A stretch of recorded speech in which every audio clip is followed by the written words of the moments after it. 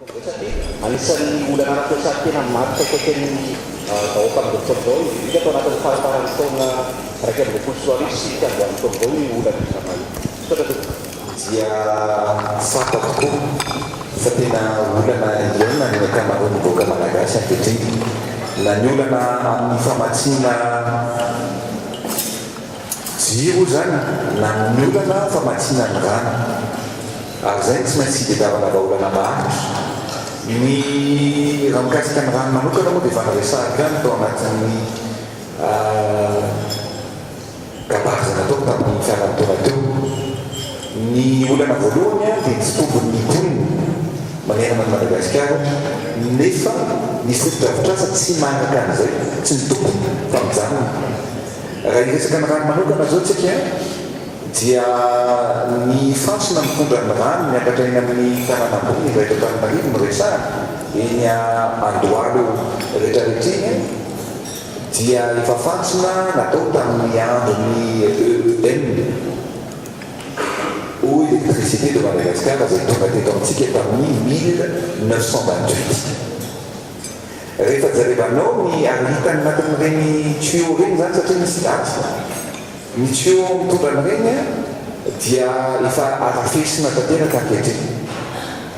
zay zany ny olana voalohany amin'ny resaka famatsiana rano ary ohatsy eto Antananarivo ihany fa manerana ny Madagasikara mihitsy dia ny olana faharoa ny famokarana ny rano eto amintsika koa nefany dia tsy maharaka amin'ny fitombony raha makeny vato manokana zao tsika raha makeny ambobao zany dia jerevy ny sany trano na ity amin'ny bypass ity dia jerevy ny sany trano efa mody eo nareo fa mitombo ny trano ny olona mipetraka amin'ny trano sinenanao trano reny dia tsy maharaka ihany koa zany fa matsin-drano ny rano eto amintsika dia 190 mètres cubes ny production amin'ny rano nefa eto Antananarivo no resahako fa ohatran'izay mitovatra eny ena Madagasikara nefa ny rano ilayntsika dia 300 mètres cubes isan'andro zany hoe misy zavatra tsy ampy be dehibe zany anatin'izay tsy vita amin'ny hoe mampitombo ny rano ihany zany fa ahoana koa ny resaka fansona dia zay zany no efa misy tetikasa satria nareo mpanao gazety moa tsara fantatrareo le izy misy financement zay ho ataon'ny Union Européenne na hoe tana water free io zany no an'olo ny fansona ray manontolo eto Antananarivo zay mirefy 180 km dia aleo aloha marina ny lazay na zay no teneniko any misy katokona andraikitra omaly hoe anjaranay mpitondra kosa no manao ny transparent nareo mpanao gazety transparent nareo zao ny zavatra misy dia zao ny zavatra andrasana antsika fa ny tsy fisian'ny transparence zay dia lasa ao anatin'ny aiany olona tokony ampifantarina eto Antananarivo be dehibe zao ny zone rouge ny zone rouge dia hoe sady tsy misy rano maraina tsy misy rano ny arivo misy ny zone orange zareo tsy misy rano ny tontolo andro fa ny ariva ihany vao misy rano fa misy kosa mifaritra maitso dia misy rano moa zany maraina mandra-paharivon'ny andro dia zay ny teneniko hoe le fansona tsy maintsy amboarina daholo ny fansona zany 180 km no atao ao anatin'le projet hoe tana water free izy io dia no mipitsipitso ny efa tonga nanomboka tamin'ny 2019 fa ny fiara-miasa Union Européenne dia matetika zany misy pitsopitsony sy zavatra taratasy misy lourdeur administratif akoavana koa tsy hoe tsika ty hazakazaka fa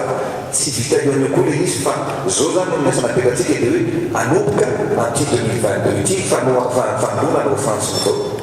reo fansona koa nefa dia aloha zava antsika vahoaka malagasy anao mpanao gazety zay hitanitra zany tsy vita ao anatin'ny heritaona zany fa 10 taona ny andona zay fansona zay 180 km zay fa ny ataona mpitondra fanjakana ankehitriny kosa dia mametraka hoe reny zone reto dia tena lahara-pamena tsy maintsy atao ankana zay ny voalohany faharoa tsy ampianiko anareo matetika moa somary tezitra ny olona raha miteny hoe fa manina koa nareo tena zany fa marina ny lazay ny fanapitombona ny toerana mpamokarana rano ao Madresy efa antitra daholo zao tsika miteny zao zany nanomboka tamin'ny heritaona na namboatra centre de traite traitement na rano avao 40 mètres cube zay otokanana amin'ny herinandro ho avy zao moa zany tsy vavity io zany zany miasa nataontsika dia alohantsika io transparent na vito 40 mètres cube io dia amany olana amin'ny ampahany betsaka fa tsy amany olana takeraka ny tsy fisindrano eto Antananarivo zay zany ny zavatra tiako olazainy zay zany ny anankiray kasika ny rano ohatran'izay ohatran'izany zao zany tsika dia efa naboatra ihany koa ny dédoublement amin'ny fanaovana ny fitondrana rano zay any Manjanga ny anatsiranana satria miany misy fokotany fatatsika misy fokotany tsy diso 23 angambany izay raha tsy diso ny fadiko fa ny atsasaka ny fokotany rehetrarehetra dia tsy misy rano efa nadritran'ny heritaona tsy tapana zao tsika miteny zao dia zao zany tsika mitarafa olana amin'izany ankoatran'izay ny famatsiana herinaratra satria io dia olana goavana misy eto amintsika mitaraintsika hoe tapatapaka ny jiro ahoana ny famokarana jiro tena marina zany satria tsy ampoko ny famokarana herinaratra sy jiro eto amintsika adekaleka zao misy eto amintsika dia miteny indray zany fa tamin'ny 1978 zany hoe tamin'ny andro fidiran-tsiraka no nanaovana any alekaleka groupe anankiroa misy tao alekaleka tamin'ny 1978 nanano groupe anankiray tsika tamin'ny 2012 ary zao 2022 zao dia manano 4e groupe ho atao ao alekaleka ito moa dia efa mitena nareo mpanao gazety sary fa andeha ho any alekaleka mialatsinainy ho azy zao sarotra moa matahotra isika amin'ny hélicoptère dia aleo aloha tsy mandeha hélicoptère fa dia andeha hinona moa zany dia andeha tomobile tsy tonga ny tomobile dia andeha misy hoe dressing zay zany ohatran'ny machine nampitondra ny mpiasa any dia mandeha eo amin'ny 30 km à l'heure zay tsy fantatro hoe tsy mandeha TGV moa zany fa elaela zay vo tonga any fa dia tsy maintsy hijery any tsy maintsy hoany any hijery an'izany zavatra rehetrarehetra ny olana dia may hitanareo ampanao gazety ny groupe tao alekaleka herinandro lasa zay mbola fantanina bebebe mipetraka amin'io am'izay moa tiako olazainantsika mpanao gazety sy mivoaka malagasy mihitsy hoe aleo zay masoa ny voaka malagasy le no resany matetika mantsy misy fatra misifatra raha tsy misy jiro anety zany tsisy jiro fa ny voaka malagasy no tsisy jiro nefa dia zao moa atao ny ankety fa tsy njaraka ny tena zany fa ny zavatra tsaka ao anatin'ilay izy tsy possible ny ampirehitra ny transportany fa criminel ve sa accident dia aloha ny enquête no